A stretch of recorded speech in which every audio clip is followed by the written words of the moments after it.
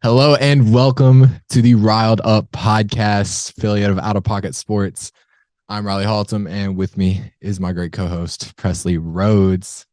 Hey. Huge, big episode. We're back in the studio. Thank goodness. Yeah, right. Zoom meetings, they're cool, but This is way better. way better. Way Obviously. better. I love having it, the audio quality, everything, being back in the studio, back on Rocky Top. Yeah. I love it. I love it. We're back. I was ready to get back, man. I was too. I was tired of being back at home. Well, I enjoy my time at home, especially my circumstances, but at the same time, I'm ready for football. Yeah. The best time. That's the best part about coming back, like from summer break. Yeah. Is what's right around the corner. Oh yeah. Legit, like 2 weeks. Boom. Couple weeks, or actually, Well, at this point, now, yeah. From now, this weekend, but yeah, from when you get back, it's just like 2 weeks and you're there. Yeah, and it's exciting, and yeah, I mean, for me, it's like I get home and the first thing I'm thinking about is like I'm ready to get back to Knoxville. Like, Really? yeah, like I see everybody I want to see. Yeah, I get to hang out with everyone. What you've been wanting to do, it's kind of like, And then I'm there I got lucky with this semester because I got to go to the UK, and that was a cool experience. And that kind of like gave me a little break in my boredom. Yeah, back up here. I love being back at home for a little bit, but I really love it on Knox. I really love it on Rocky Top. Really love it in Knoxville. So yeah, just glad to be back. Glad to be back in the studio especially for the podcast purposes. Waited a little bit, got into the swing of things. I think we both need to figure out kind of what our schedules are going to look like. And it's a little crazy, but yeah, we just had to kind of figure out where our openings were going to be and when the best time to film this was going to be. We decided on now, and yeah, ready to get into it. Yeah.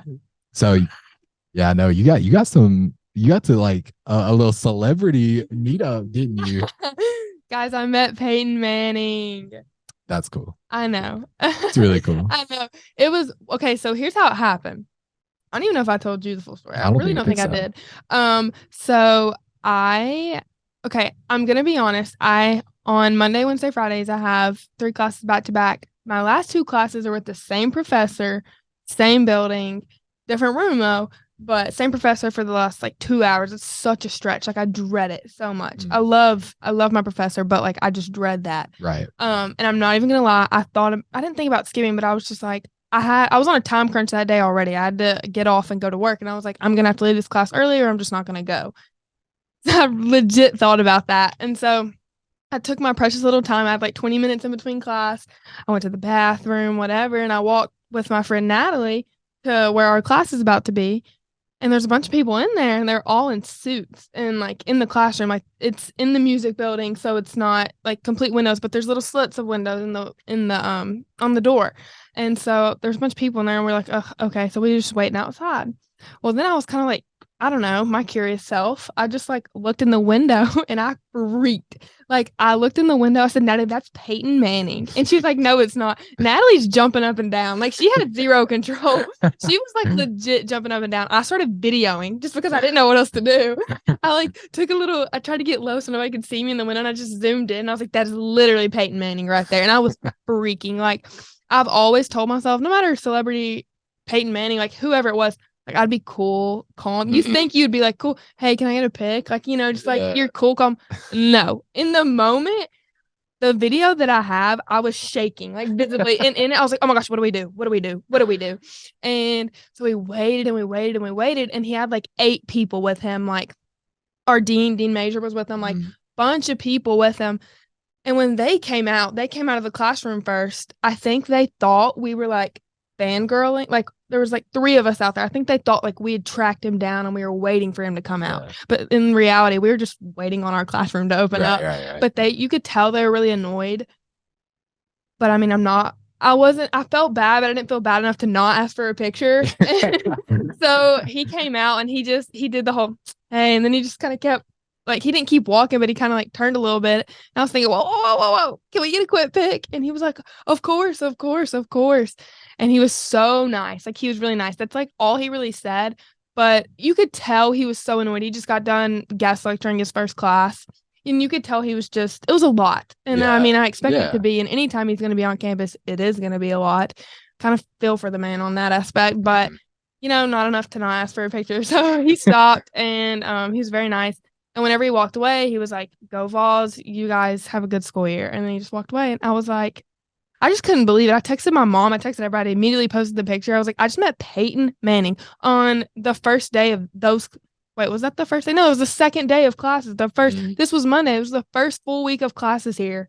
He's here. Like, I don't know if all of you know, but he's supposedly guest lecturing classes and at CCI, the communications. And so I didn't expect to see him. You're just kind of like, oh, he's going to be in our little area. So you think you might, but the first week of classes, it was unreal. And I posted on Facebook. It's got like 400 likes. Everybody's like, no way. Like, I was joking. I was like, suddenly I love Mondays.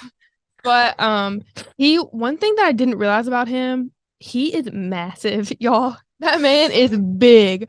Like, I'm a tall girl. Okay, right? And I know there are plenty of people that are way taller than me, but right when he walked out, I was kind of like I just went immediately up. But his face was so red, bless his heart. I know I hated to fangirl. You hate to do that. You really hate to do that, but it was Peyton Manning. What else are you going to do? I mean, yeah. When I heard that he was going to be guest lecturing, I kind of was like, maybe run into him. Maybe he'll just like, be in the in CCI. Maybe I'll just like happen to walk past him or something, Of course, you run into him in the music building. No, it was but it was calm classes. Like, I think they're just there. That's what he's doing. He's not actually going to be doing very many classes for the journalism college because he was a comm studies major when he was at UT. So most of his guest lectures, not all, but most of them, particularly in this first semester where he's doing his first couple, his guest lecture is going to be with the comm studies classes. Yeah. So, and I asked the girls that walked out, like, I was like, what class is this? And they were like, it's a senior capstone class. So he's like, obviously going to be with like the seniors. I mean, he's not going to, he might walk into a freshman class. He's supposed to be going to like the 175 or whatever. Like, he's supposed to be going to some of those. Well, I did expect him. I was like, he's not going to it's not like he might, but he probably will be not in my class for now, at least. But it was crazy. Like, I was shaking and I was really, afterwards, I was kind of like, I could have calmed down a bit. That's kind of embarrassing how I acted.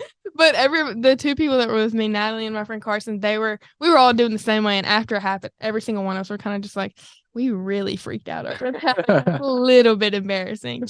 But then I had people text me and they were like, where are you? And I was like, I kind of feel bad. I don't want the guy to start getting stalked. Yeah. But he had a bunch of people with him. And I think his main purpose for them still being in that classroom was to wait for class change a little bit. Yeah. Because when they walked out, people had cleared out of the halls already. And when he walked out, it was very rushed. Like, he like ducked his head and they walked, which I get it. I don't think it's more like he wants to, he doesn't want anybody to say hi to him or something. But it's more like you see the guy on campus, he's going to have a large crowd surround him or something. Right.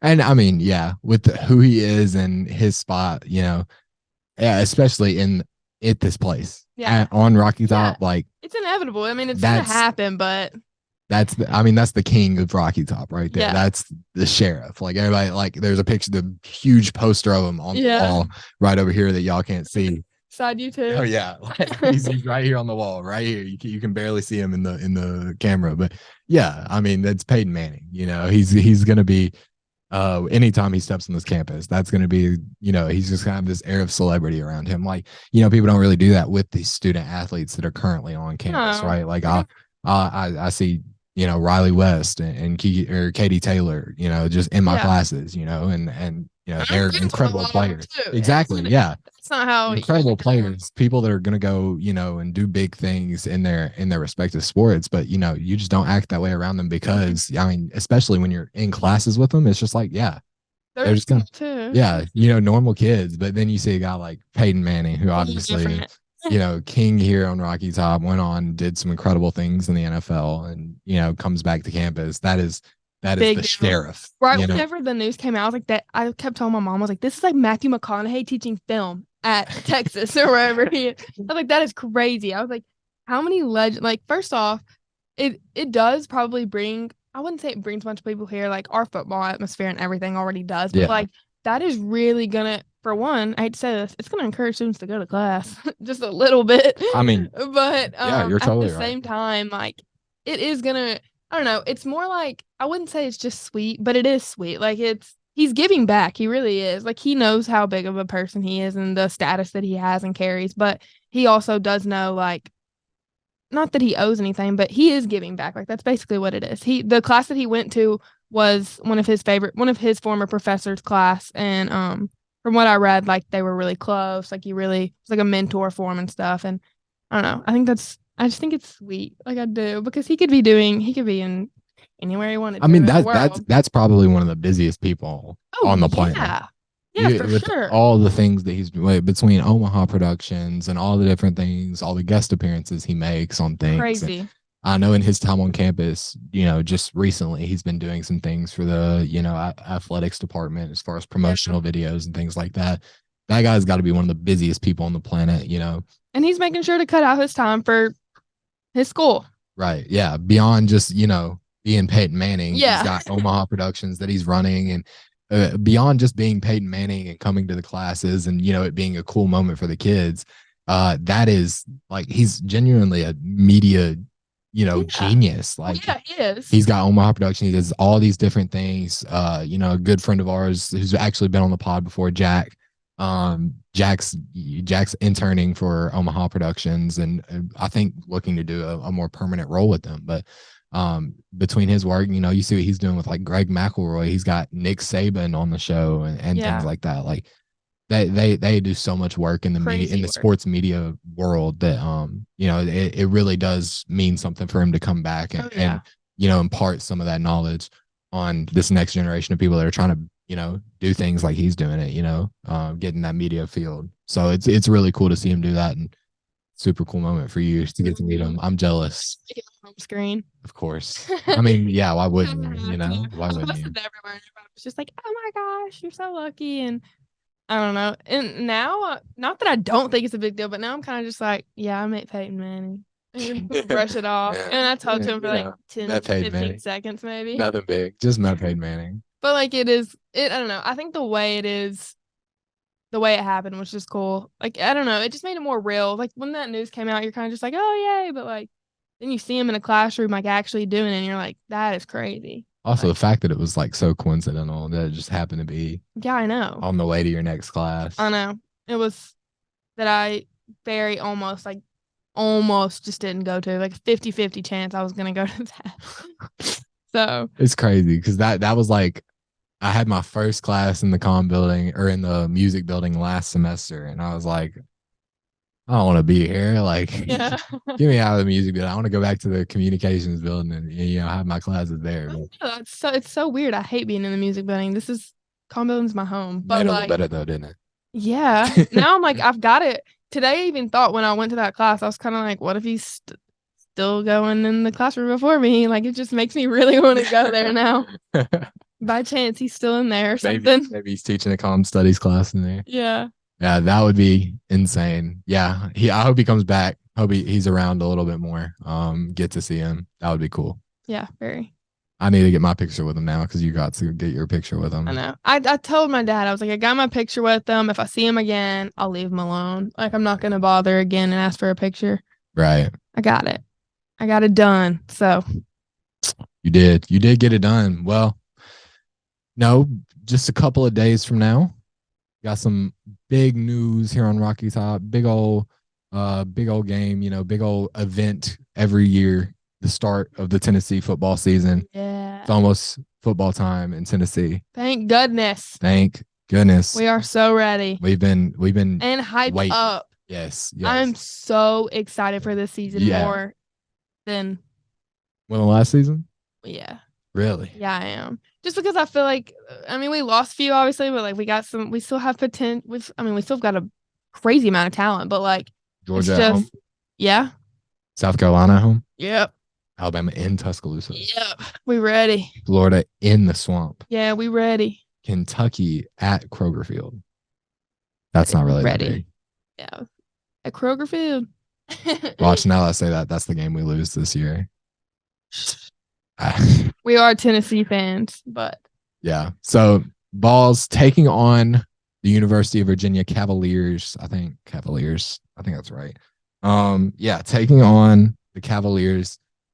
in Nashville, believe at Nissan Stadium. I don't know for sure if it's at Nissan Stadium. Yeah, it is. It is. Well, that's where I assumed it was. I assume it is too. But actually, yeah, it is. Okay. Because that's where I bought my parking spot. Okay. Yeah. So Vols playing at Nissan Stadium, home of another big Tennessee team. But Tennessee Volunteers going to be going down there. It's going to be basically another home game for the Vols. Honestly, home state, more like a home game, I guess. Well, not more like a home game, but we're actually further away from Virginia than we would be if we were at home. Their last 5 games went 3-2. Not the end of the season the Vols wanted. Yeah. Ended on obviously the loss in Georgia. Went and beat Mizzou, absolutely stomped Mizzou. Yeah. And then the embarrassment in Columbia. I don't even want to talk about it. I know, yeah. It's kind of painful. So embarrassing. It's really painful to even think about. Just revenge time. The 56-0 stomping of Vandy. I was there for that. Loved seeing that. That was fun. Got to see Joe's first real action as the starter. That was cool. And then obviously New Year's Bowl, New Year's Six, took on Clemson, an orange versus orange matchup in the Orange Bowl, and Tennessee comes out 31-14. We never really talked about that, but was that not something that we were talking about, like when we were talking about like what the bowl matchups we think the Tennessee will get? I think we mentioned something about like having orange. I think like so. That would I remember I was saying that I think would be the coolest matchup. About that, yeah. I remember I was saying that I think that would be the coolest matchup, having obviously Tennessee versus Clemson in the Orange Bowl, having the 2 orange teams. It's crazy. That was like a year ago, but yeah. Yeah, I mean, just about. That's kind of crazy. Almost. Yeah. 31-14 took on Clemson. Absolutely took them down. 2 interceptions late, closed it out. The defense really stepped up in that one, particularly against the rookie, or not rookie, but young quarterback, Cade Klubnik. Couldn't really get going against Tennessee. Will Shipley, though, that dude's a baller. But yeah, taking on another ACC opponent, Virginia in their last 5, even worse than Tennessee, 1-4. Got it. Yeah, 1-4. Lost to Louisville, beat Georgia Tech, which is not much. Lost to Miami in 4 overtimes, which, like, wow. That's crazy. Lost to UNC barely, and got stomped out by Pitt in their last game. Did not make a bowl game, I don't think. Right now, line is at Tennessee by 28 points. Over under's 56. Like, that's slated for an 11 o'clock local kickoff, 11 o'clock in Nashville, which will be 12 o'clock on the East Coast, 12 noon. So we'll see how that goes. Vols coming in ranked 12th. Virginia obviously not ranked, but it is their first game after that tragedy that occurred with Virginia. That player that unfortunately passed away. It will be their first game since that.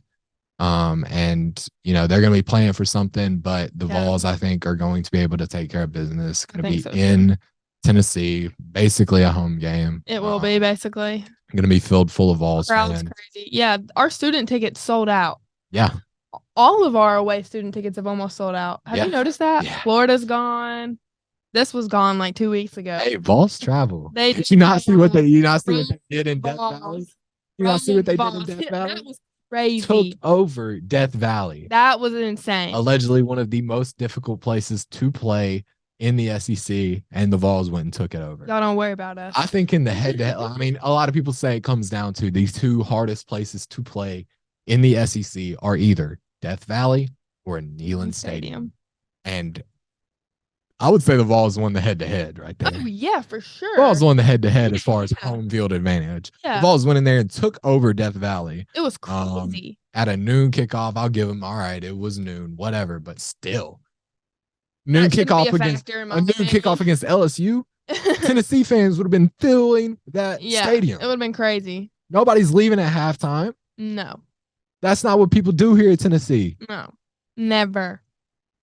Look, we're up at 7 a.m. That's what I'm saying. They're upset. People are up 7 a.m. partying. Eat, sleep, breathe, Neyland Stadium on a Saturday. That's what I'm saying. Partying, tailgating, getting ready, getting all nice and if there's a intoxicated before they come to the stadium. If there's a home game and kickoff is at 12, my alarm that morning is always set for 7 a.m.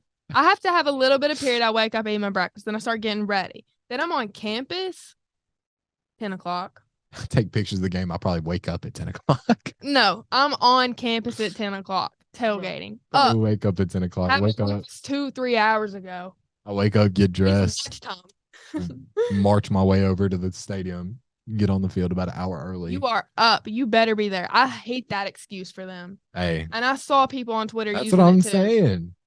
Shut up. It's not going like that at the balls. I mean, never. 12 o'clock, 3:30 kickoffs, night kickoffs, doesn't matter. Zero. That is not a factor for us. And hey, I promise you, there's gonna be a lot of orange in Nissan Stadium. So much. Lots of orange. I think that's all we're gonna see. I really do. You're probably right. I mean, there'll be a little. I mean, we're in Tennessee. Well, there'll be a little tiny section like. I think there'll be a little bit of friends, family, like Navy, that Virginia. I'm gonna say it's friends and family. You're probably right. Our entire school is going. I don't really. Well, Virginia, I would say Virginia fans have more of an incentive to go, particularly after this being their first game. That is true. That is true. They do have a little more of an incentive to go, but and I got plenty of respect for that. But when it comes down to it, it will be a sea of orange. Virginia, I got some advice for y'all, man. Just save it for your first home. That's my advice to you, because it's gonna be difficult in Nissan Stadium. It will be neutral. Air quotes neutral. I'm sorry. I hate when they say that. Air quotes neutral site game. This is a home game. This is a home Tennessee. Game. Yeah. But hey, if it helps the balls, talk about getting a neutral site game or a win in a neutral site game, then I'll take it. And that's what we'll do. But hey, we got 3 predictions. Just things that you want to see for this game. First of all, wait, can we talk about who is supposedly out? Have you heard about this, or is there stuff confirmed? The only one that I really, or the one major one that I've heard about is Cooper Mays, and then Elijah Simmons. I do, yeah, you're right. His knee injury. I heard, or I was listening to something that was like 3 to 4 weeks out. I don't know. I have no idea what's wrong with Cooper Mays. Or do we know? Any type of. I don't even remember. I don't know either. Tennessee. I'm trying to pull it up. It's not like it's a deciding factor. I just wanted to preface that we are out. I'm trying to pull it up. Talented. Yeah. It's only showing up ones from like last year. Yeah, I couldn't find much either. Which is a little surprising. I'm kind of surprised they don't have those out for this upcoming game, considering it's in, just a few days. Yeah. 1, 2, 3 days. Yeah, well, there's. Yeah, it's actually really shocking to me that they don't have. Yeah. Or nobody's posted an injury report. Hey, I was listening Jack, man, get on that. Come on, Jack. Come on, Jack, get on that, man. You're the your RTI. Better get to it, man. But yeah, like you said, Cooper Mays. I forget exactly what his injury is. I want to say it's something with his knee, possibly. Something with his knee. I know that's what Elijah Simmons is. He had I remember he had a he had a surgery. This is some Watch article. He had a surgery on his knee, and apparently he's not completely like set to be out. Like there's a chance he could still play, which is kind of crazy. Like maybe I would be kind of surprised. Yeah, I know. Yeah, Heupel said, quote, Cooper will find out here as the week goes on his availability. In this one, we've had 2.5, 3 weeks of different guys having an opportunity to play on the interior. If he's not able to go, I feel really confident in those guys. Yeah. So yeah, I don't think that there's ever been.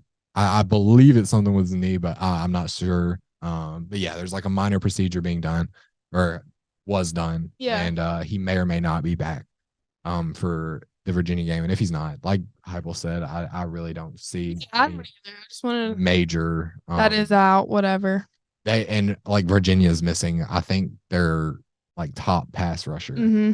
And I can't think of his name off the top of my head. He was like all ACC last season.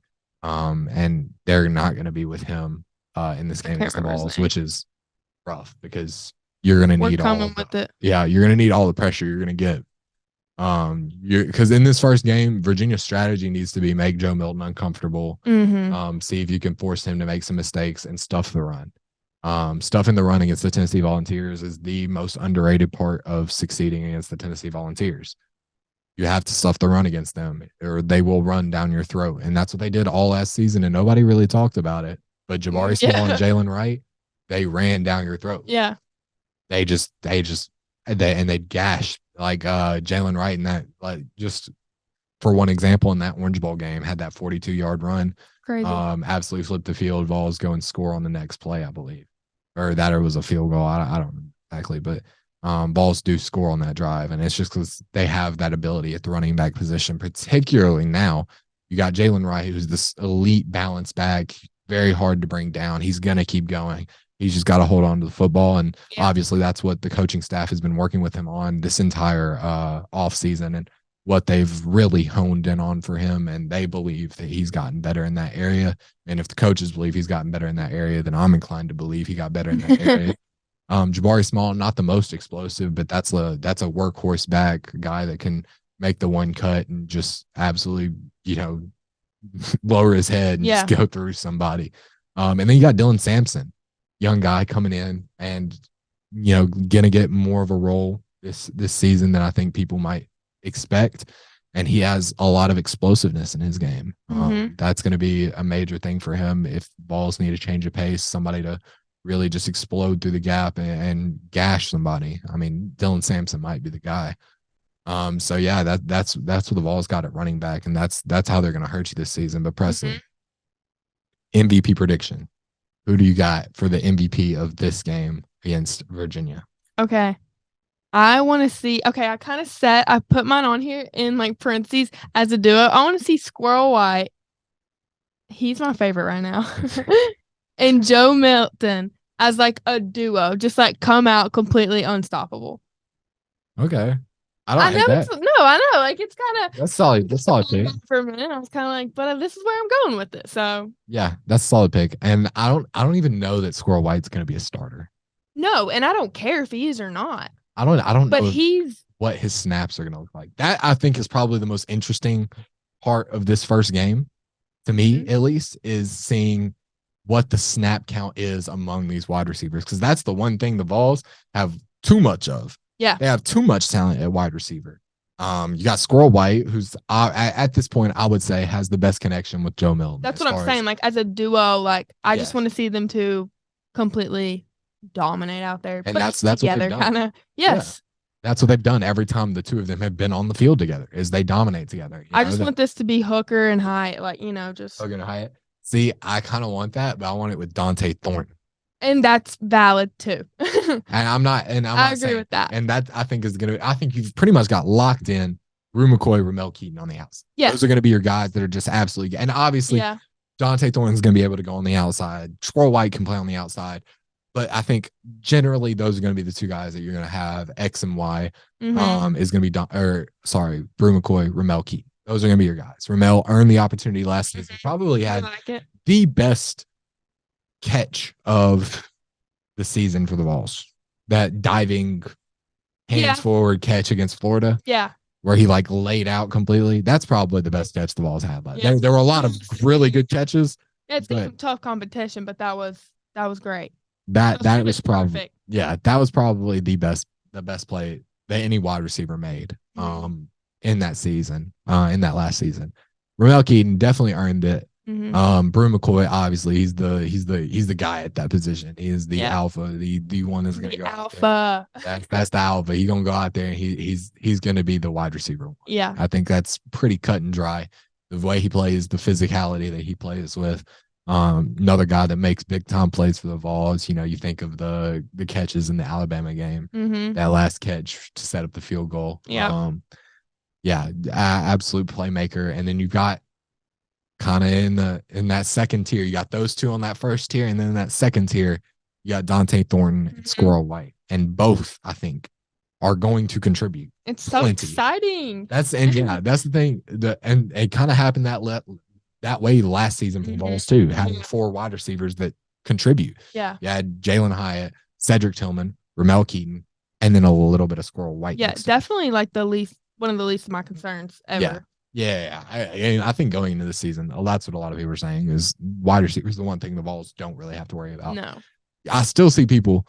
This is why the national media, as far as covering a specific team, sometimes bothers me. Is still, I mean, in national media, there are people talking about the Vols are going to take a step back because they lost Cedric Tillman and they lost Jalen Hyatt. The production at wide receiver is the one thing Tennessee does not. No. Not as long as Kelsey Pope is the coach. Not as long as Kelsey Pope is the wide receiver coach. Yeah. Kelsey Pope is going to have production out of his wide receivers. That's a fact. You look at what Jalen Hyatt has raved about Kelsey Pope and what Kelsey Pope did for him. He's going to be able to translate that. Yeah, he's going to be able to translate that to the other wide receivers. So your MVP prediction, combination tandem between Joe Milton and Squirrel White. I think that's a good pick. I think it's a good pick. Huh? I want to hear yours. Well, mine. So glad you asked. Is the running back room. That is where I need to see the most production. That is what I want to see. I want to see the running backs go out and do their thing. I kind of touched on it earlier. And I want one guy. I don't really care who it is. Actually, I kind of do. I want it to be Jalen Wright. Okay, but I want somebody. It doesn't have to be Jalen Wright. I would prefer it to be Jalen Wright to establish themselves as the dominant back, as the guy that's going to touch going to get the most touches in that backfield. And I want it to be Jalen Wright. Because assuming he has cleaned up those fumble issues, I think he's by far the best running back on the roster. Just his balance, seeing the things he did last season, his balance, he's got decent breakaway speed, not elite, not high end, but he's got decent breakaway speed. His balance is probably one of the best in the SEC for a running back, in my opinion. I love watching him bounce off tackles and just keep going. He's got that ability to just keep on trucking that you love. He really does. He's got the vision, knows how to cut, knows when to cut. That is a complete back, assuming he eliminates the fumbles. Yeah. And again, assuming what the coaching staff has said is right, he has eliminated those fumbles, which means they've really talked about how much he's improved. Yeah. And I don't know, I was supposed to say like that's something to look forward to. Like I'm ready to see him on the field Saturday, like showing us what they raved about so much. Exactly. That's what I want to see. And that is my MVP prediction. I think it's going to be the ground game. I think Josh Heupel is going to continue to lean heavily on that ground game, especially since you move from a quarterback like Hendon Hooker is so precise, and that's what you need in the Josh Heupel offense, to a guy like Joe Milton, who's got all the power, all the raw athletic skill in the world. But just a little bit less precise than Hendon Hooker is. And I don't think that's going to change. I think he's still going to show up, still be a little less precise than Hendon Hooker. Yeah. I have all the faith in the world in Joe to be able to run the offense and to be able to, make the throws that need to be made. But I do still think that Josh Heupel is going to lean into that run game a little bit, and I'd love to see it, to be honest. Yeah. So yeah, Jalen Wright, that's my MVP prediction. That's who I want to see take over the game. But I would also be fine with seeing, Dylan Sampson or Jabari Small go out there and do it. But yeah, Jalen Wright, that's my pick. That's my MVP prediction for this upcoming game against Virginia. Yep. Peyton or Presley. I looked at Peyton. I looked at the script, the little rundown. This is Did he call me that because of my sister or because of Peyton Manning? That's the real question. I swear it's because I looked at the rundown and it says meeting Peyton. We have a little rundown that we go over. Okay. I looked at meeting Peyton and I was like, yeah, Peyton. Presley, score prediction. Okay. Our second prediction. What do you got for the score of this one? Pull one off the top of my head. Let me think. Let me remind you. Yeah. What did they? The line is 28. Tennessee by 28. And the over-under is 56. Do you think Tennessee covers, and do you think they go over or under? I'm trying to decide how much.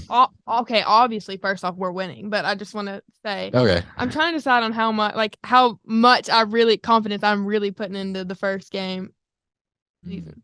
You think it might be a little dysfunctional first game? I mean, a little bit of growing pains. That's the struggle buses. Like I feel like it can go way one way and way the other way. Yeah. Not like us lose, but I'm just saying like we are on the struggle bus on one side of it, and on the other side we just completely dog them. Like, but I can't decide just yet. I don't know if I have a score prediction, like a final. What do you have?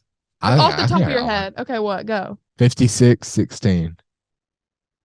Yeah. 56-16 Vols. I think the Vols are going to win this one big. They just took down Clemson 31-14. Virginia is a huge step down on defense. And a little bit on offense, but I'm going to give them a little bit of leeway on offense and say they get a couple more points than Clemson did. Yeah, see, I'm not going to say it's some like close game or nothing. What was the score against Clemson? 31-14. Yeah. That's kind of more what I was thinking, I'm not going to lie. So you think 31-14, just about somewhere in there? Somewhere around there, but I can also, what did you say, 56? 56. What did I say? 56-16? 16, something like that. I don't know. I wish I had a prediction, but I just can't put my finger on it. I'm uneasy about these type of things, so I need to see something first. Yeah, and that's what I was saying. Out of thin air. Yeah, I know, but that's what I was saying last time where I was talking about I need to see like who the quarterbacks are, and I'll be able to tell you who I need to see the first half of the game, and I'll be able to tell you the records. Give me first half of the game. I bet you I could put a score prediction on it and be on the dot. The game's been played. First 10 minutes of the game. No, give me one now. Okay. Just like gut feeling. 36. I was gonna say like 7. 36-7. Yeah. That's not a bad prediction. I know. It's not a bad prediction. If I had to choose right off the top of my head, I'm saying that. Not that I don't have confidence in like our offense or nothing, but I don't know. I'm excited to watch our defense. So you think the offense is gonna have more growing pains? I'm saying the defense is gonna have a little more growing pains. I know. I just have a gut feeling that our defense, which I know there's like a little bit of talk, or not worry, but like obviously there's zero worries with like. How much better has the DB room gotten? That's like the big question. I know. Because the pass rush is going to be good. Yeah. They lost their biggest production with Byron Young going to the NFL draft. He's a Ram. But shout out.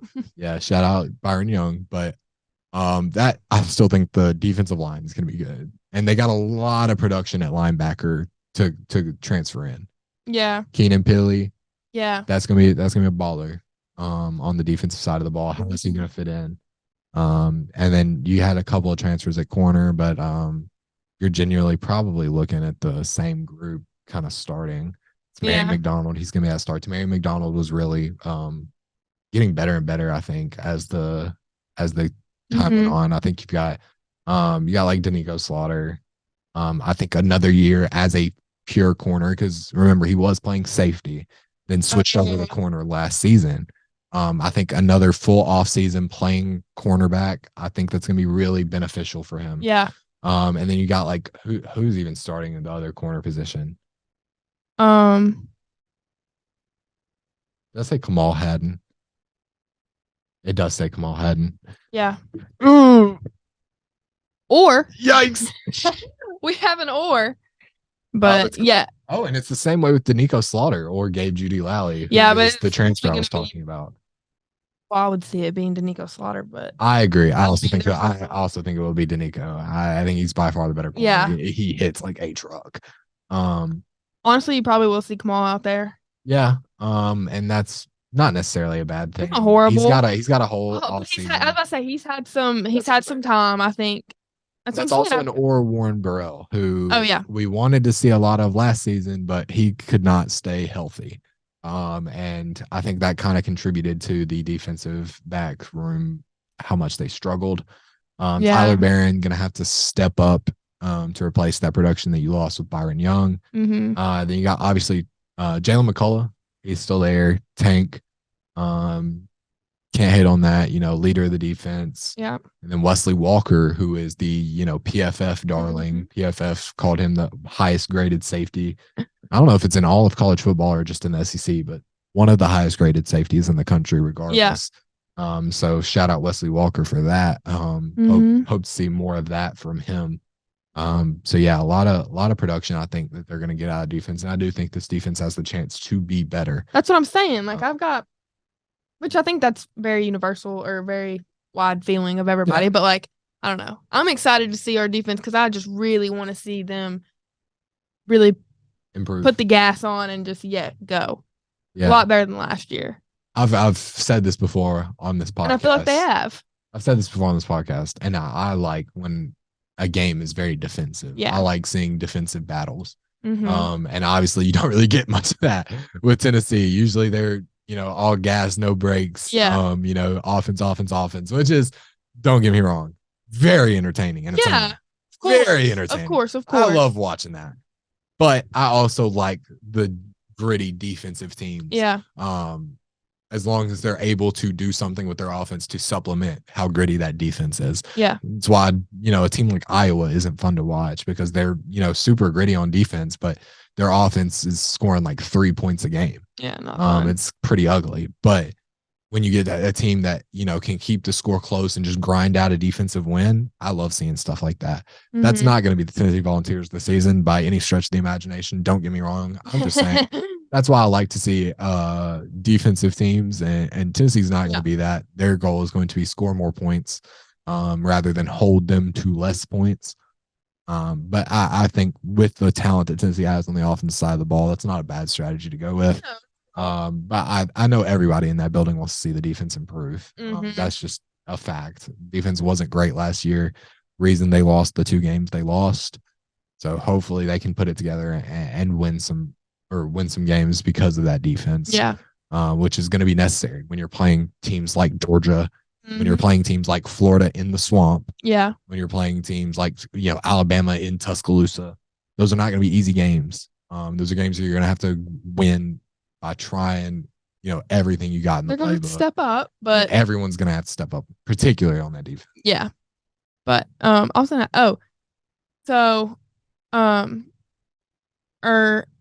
where was I going? Oh, Nico. What about him? Do you expect to see him this Saturday? That's a tough question. I think we do. If it gets as bad as I said it's gonna get, sure. If it's the kind of score that you're talking about, too. If it's the score you're talking about, I don't think they'll see the field. That's just little Tennessee me being a little scared, not getting too overly excited. I'm not gonna lie. If they're winning, 56-16, like I was talking about, 40 points. I think particularly for those last couple of points the Vols would score, it could definitely beat Nico Yamaleava. And I want to see him. Yeah, I think. That being said, if we don't see him this week, we will see him next week. Yeah. He will play against Austin. Sure, and that's gonna be. It's just everyone's gonna love that. Like that's something. Like obviously, zero hated Joe Milton. Everybody loves the man so much, but like Nico's big talk. Like you want to see him. That's the 5-star man. Yeah, that's someone I'm itching to see. NIL Nico. Yeah, for real. Got a bag on gracious. Vols want to see, is Nico Yamaleava the real deal? Obviously, like she said, there's no hate for Joe Milton. There was a little bit when he first got to the campus and he was missing on some of those throws. We love the guy now. In the pig game. No, Joe Milton is, universally loved on this campus at this point. Everyone wants to see Joe Milton succeed. Bazooka Joe, everyone, that's his name, Bazooka Joe. Bazooka Joe. Everybody wants to see him. Joey Football, man. We want to see Bazooka Joe succeed. But that being said, we also want to see Nico Yamaleava succeed, especially given how much we paid to get him to come to Tennessee. He better succeed. Yeah, right. He better put on some show. Yeah, I mean, it's got to be a lot of pressure for him, having all that. It really does. I can't ever imagine Yeah, it's crazy to think about. That's the type of money he's bringing in. But yeah, you want to see him succeed, and you want to see that as soon as you can. Again, if we don't see him against Virginia, we'll see him against Austin Peay. Yeah, we definitely will. If it is, we'll just have to delay our Nico talk for 1 week. But yeah, regardless, we're gonna be seeing some of Nico Yamaleava very soon, very very soon. So yeah, that and we kind of answered our last question, which is what do we want to see better than last year? I just have Joe Milton's accuracy. I feel like that's pretty much. Yeah. Totally very fair. universal feel. And And then, to be honest, it wasn't even bad last year. No. 10 touchdowns, 0 interceptions. Like, just better completion percentage, or yeah. just You want to see him hit on small some improvements. of those. I mean, it's very, very fixable, and I'm pretty sure and pretty confident that it has been. I don't want to say fixed, but fixed. But no, you're right. That the is mechanics something. weren't perfect. Yeah, and then like I said earlier, Jalen Wright's hype that his coaches has talked about, which I'm very excited to see. They all talked about how much he put on some weight. So yeah, mine kind of goes with yours. Yeah. Jalen Wright, I kind of touched on that earlier. The defense, we touched on that just a second ago. And I wrote down Kamal Haddon. I just put need Kamal Haddon to improve. Very, very valid. Very, very valid.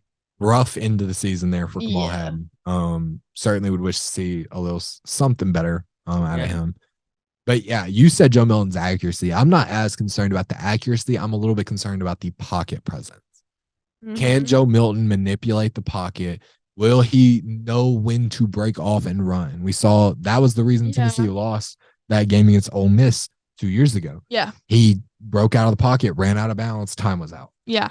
Yeah, Vols lose the game in probably one of the worst ways I've ever seen a team lose a game. Yeah, your quarterback runs and out of bounds with 0 seconds left. That sucked. And so I want to see, can Joe Milton manipulate the pocket, sense the pressure, get the ball out quickly and accurately. And will he be able to distinguish when he needs to break off and run and when he can stick in the pocket and deliver a ball downfield, even as that pocket is closing? Yeah. It's that pocket awareness that I need to see improve from Joe Milton. And that is my number one thing I want to see improve for the team as a whole, is particular. And that's, no hate to Joe. But that's a lot of this team's success is going to depend on how he plays. Yeah. And that I think is the biggest thing that I want to see him improve in his game personally. And again, full faith that he'll be able to do that. Pocket presence is something that can be coached, particularly deciding when to when to tuck it and run and when to try to deliver a strike downfield. I think Joe Milton's got the facilities to deliver a strike downfield. He also has the facilities to take it off and run with it. Yeah. We saw that last season. Yeah. He has that ability. And I feel like that's an underrated part of his game. I hear a lot of people saying Joe Milton's a statue in the pocket. And well, yeah, he is. So was Hendon Hooker, if we're being honest. Yeah, he was. He was. And he has that ability to break off and run. And people are like, well, he doesn't have the ability to break off and run like Hendon. Maybe he's not as dynamic of a runner. Like Hendon Hooker would make a cut and, defenders would go flying. Joe Milton doesn't really have that ability, but Joe Milton is huge. Yeah. He's going to be able to run the ball. He's going to be able to run through people, run through tackles, which is not Hendon Hooker's style. Yeah. But I think something that he could develop into his own thing.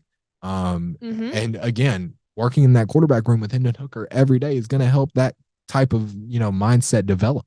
Yeah. Sure. So I think he's got that. I think we're going to see that type of improvement from Joe Milton. Yeah. I think we're going to see everything that we said that we pretty much want to see improve. Pretty confident in that, but just from looking back on last year and my only concern is the DBs. That's my only concern. Did Kamal Haddon really improve? Did the rest of the DBs, really improve? Yeah. That's the one thing I need to see. Yeah. I mean, I'm sure they have, and we have a great coaching staff at the University of Tennessee. I'm sure they'll be able to do that. But that being said, my biggest concern is the quarterback. Speaking of Volunteers quarterbacks, Josh Dobbs traded to the Cardinals. Cardinals trade for Josh Dobbs. I forget exactly. It's like the team trading for Josh Dobbs traded a 5th round pick for Josh Dobbs in the 7th. So basically moving from the 7th to the 5th round for Josh Dobbs, which was, in my opinion, pretty cheap to get a guy that's one of the higher quality backups in the league. Not on the level of a guy like Jameis Winston, obviously, but he's probably going to be the starter for the Arizona Cardinals. Yeah, for sure. So do we think it'll work? Will Josh Dobbs have any success in Arizona? I mean, I'm not gonna lie, I don't have the best NFL knowledge, and I think people know that. But I think he has the skill, and he's also got the upper hand with the ties to the quarterback coach already. Really? I didn't even know this. Okay, Talk to me about this. Talk to me about this. Okay. Talk to me. What's his name? Drew Petzing. Drew Petzing was he he was the offensive or he is now the offensive coordinator for the Cardinals, right? Wait, where was it? I mean, I know what I'm talking about because this was one thing that like really sparked my interest, and I was like, oh wait, he'll be fine. Okay, let's see right here. So Did you not know? No, I didn't know this. Okay, look at me.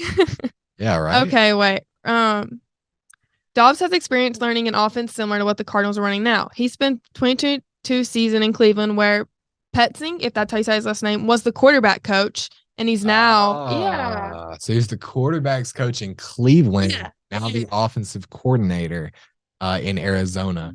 That actually makes a lot of sense why they would, move to trade for Josh Dobbs. Yeah. That makes a lot of sense. He knows this, like Yeah, and this is a quarterback coach that knows what he's getting with Josh Dobbs and knows that he is probably one of the most underrated players in the league as far as quarterbacks go. Yeah. Do I think it'll work? I think they will win more games now with Josh Dobbs than they will with Colt McCoy.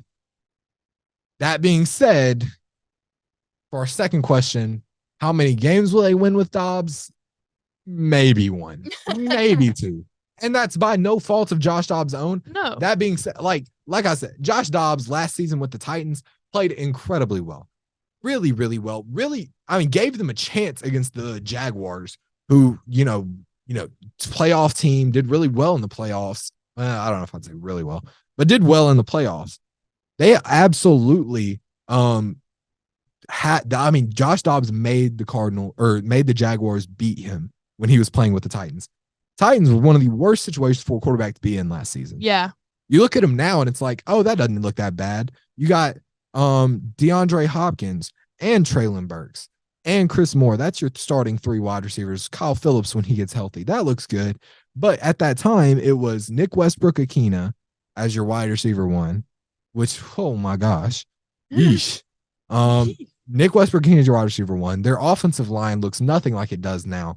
Basically completely revamped that offensive line. Really only got the Titans only got worse at one position on that offensive line, that's center, because Ben Jones left in free agency. Everywhere else, you had MPF, who rookie right tackle, struggling. Dennis Daly, the worst left tackle the league has seen in a very long time. Actually had no business starting. Zero business. Should have been benched. I don't care. Find somebody off the street. He would have done better than Dennis Daly. Offensive guard. Titans drafts Peter Skoronski because obviously guard was a position of need. They got better on the offensive line this offseason. At that time, the offensive line was atrocious. He's going from one of the worst situations to be as a starting quarterback to another one of the worst situations to be as a starting quarterback. You got Hollywood Brown at wide receiver. He'll be all right. Rondale Moore, he'll be all right. But neither of those guys are pushing the needle as far as talent at the wide receiver position. And I don't see them signing anybody. There's really nobody available to sign that's going to push the needle at wide receiver. Tight end, you got Zach Ertz. He's old. He's a little bit washed, not quite doing the things he was doing while he was in Philadelphia. Not getting a ton of production there. Running back, you got James Conner. Not pushing the needle there.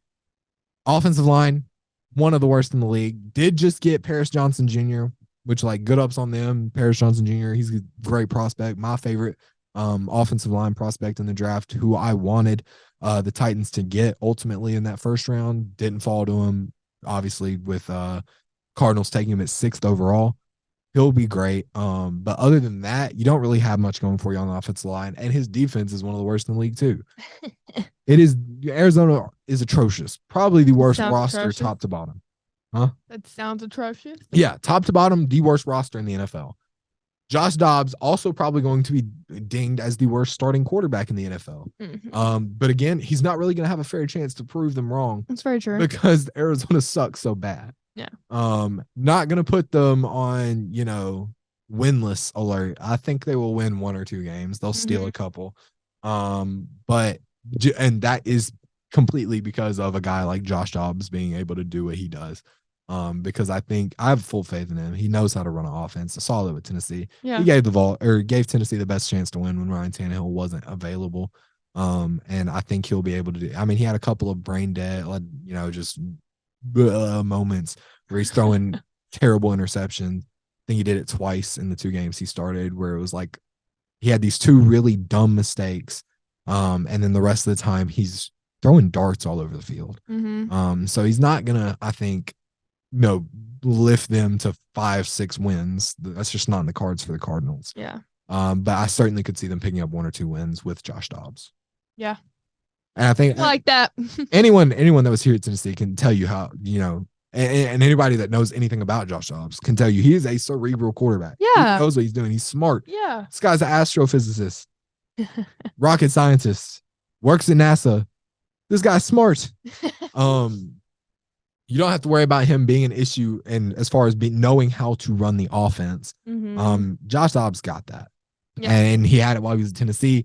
He had it when he started for the Titans. He had it every other time he's played, in the preseason with the Browns, whatever else it is, in the preseason with the Steelers. Mm-hmm.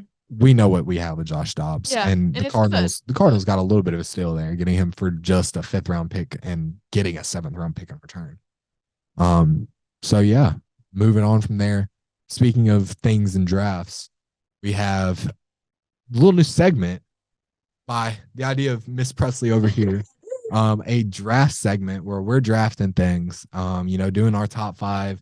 We go back and forth drafting, whatever topic of the day it is. And today, for instance, I did pick the topic, so she gets to pick first. I picked picking out the best uniforms in college football, which I think this is a fun one. I love uniforms. I love looking at uniforms. Oh, me too. And I want to preface this draft by saying one thing. For one, I am a girl. I am a woman. And this is solely, I don't know what route you're going to take, but I have a feeling Riley's going to go more like, I don't know, kind of like iconic, like whatever. I'm going, I don't know, maybe not. Like I didn't. Okay, I was going with what genuinely I think looks the best. And so did I. Okay, good. Okay, good. So did I. I didn't pick Ohio State just because they got the little things on their helmets. I didn't pick Penn State, the whiteout stuff. Exactly where I thought Riley would go with this. Okay, good. Absolutely not. By the way, we should also preface this. We said no picking UT. We couldn't pick UT because obviously we were both going to pick UT first overall. That was both going to be our first overall pick.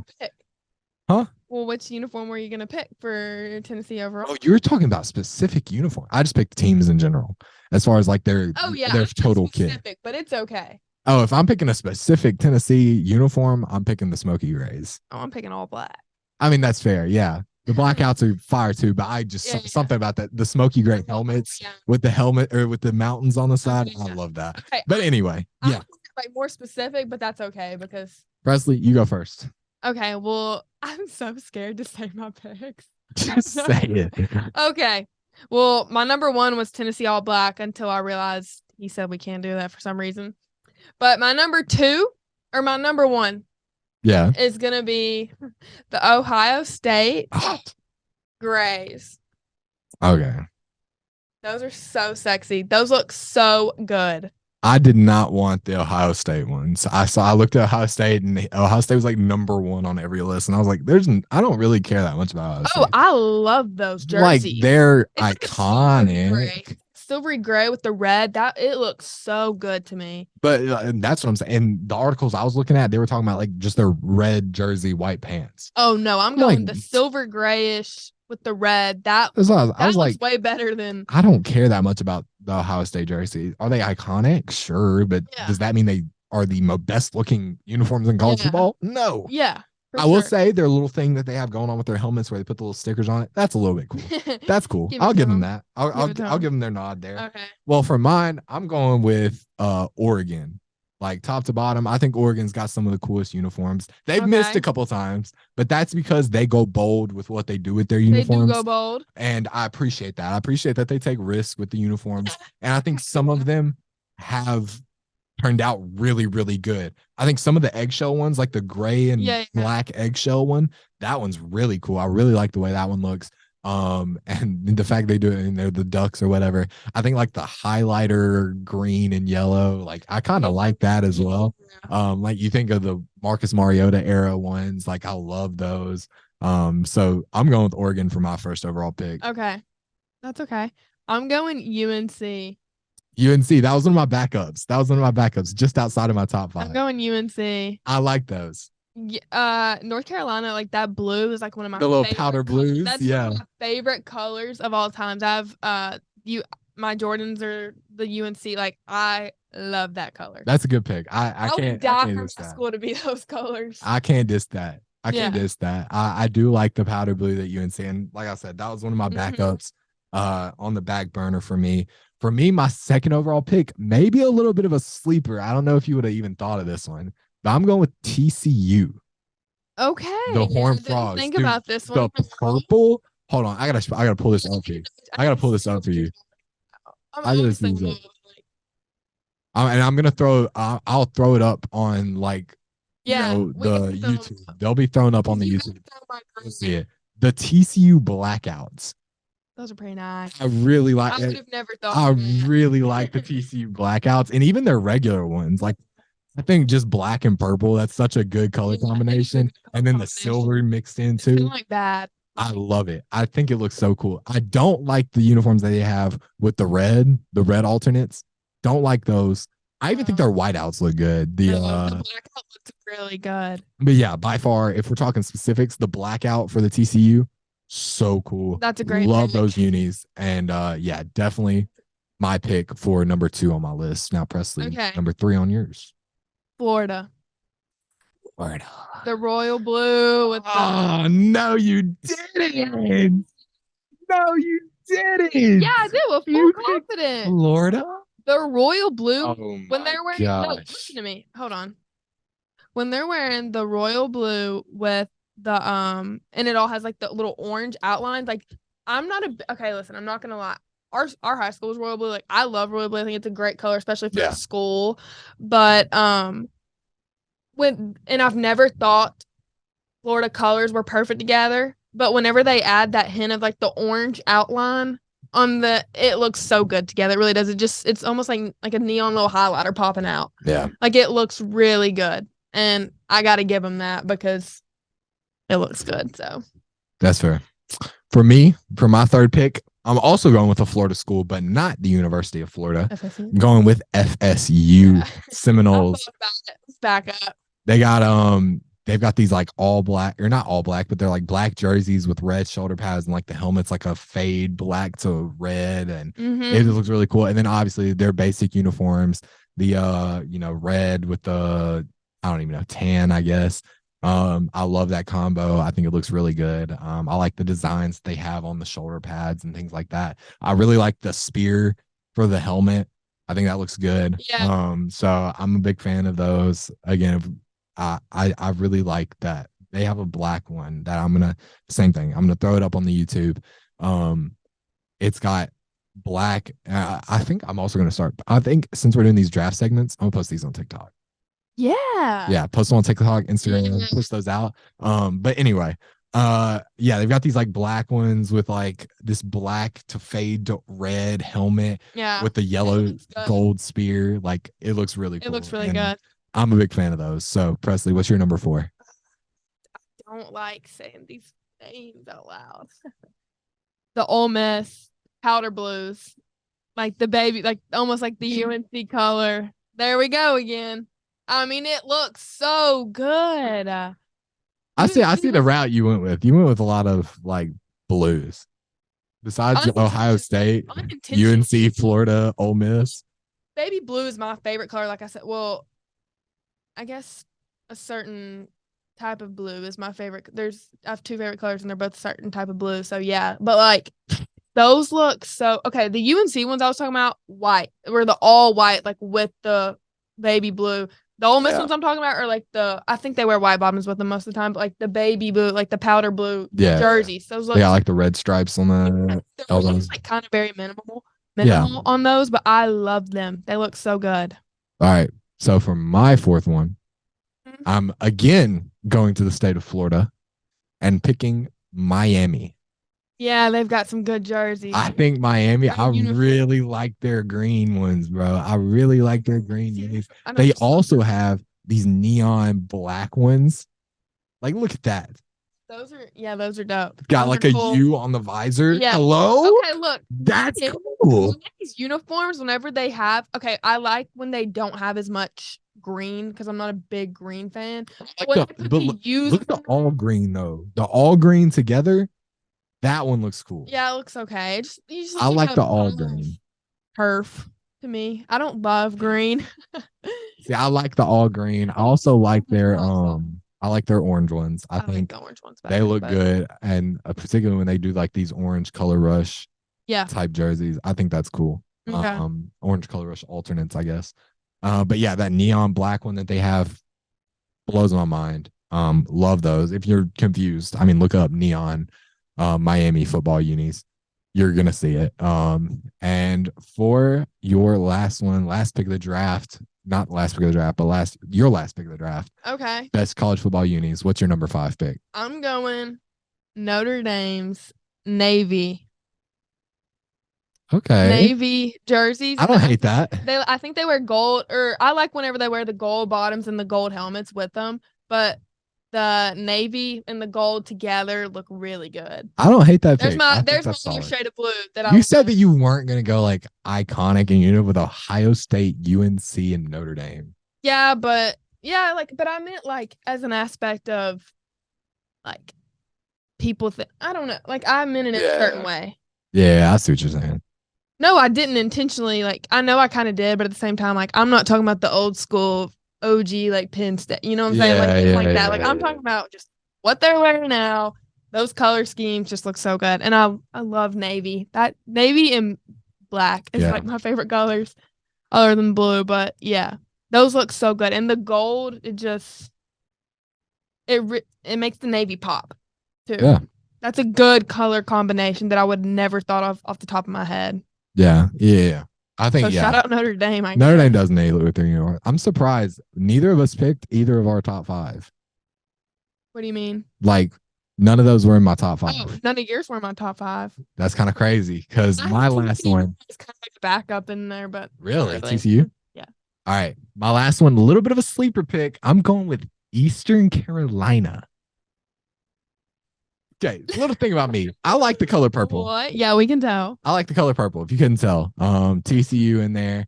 Yeah, I got TCU. Well, I mean, really, it's only 2 teams, but TCU and ECU, both with the purple unis. I really like purple and yellow. I think that's a good combination. Yeah, and I think ECU does it the best. Sorry, LSU. ECU does it the best. They've got these blackout unis that I really like. Same deal as TCU, where it's like black with the purple numbers and purple detailing and things like that. It looks good. And their helmets, I really like. They got the reflective like purple. I really, really like that. And I think ECU kind of nails it with their unis, and particularly just their color scheme in general. I really like. I also like their alternate helmets that say Pirates. Yeah, those are cool. Those are really cool. So yeah, ECU gonna get my nod for my last spot. A little bit of a sleeper.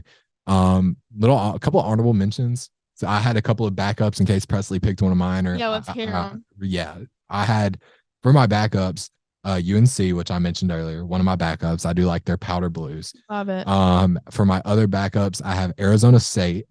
They have a really cool blackout uni that I really like, and I think blackouts almost never go wrong. Yeah. And I think their default unis as well really cool. I like the like crimson and gold type of thing they have going on.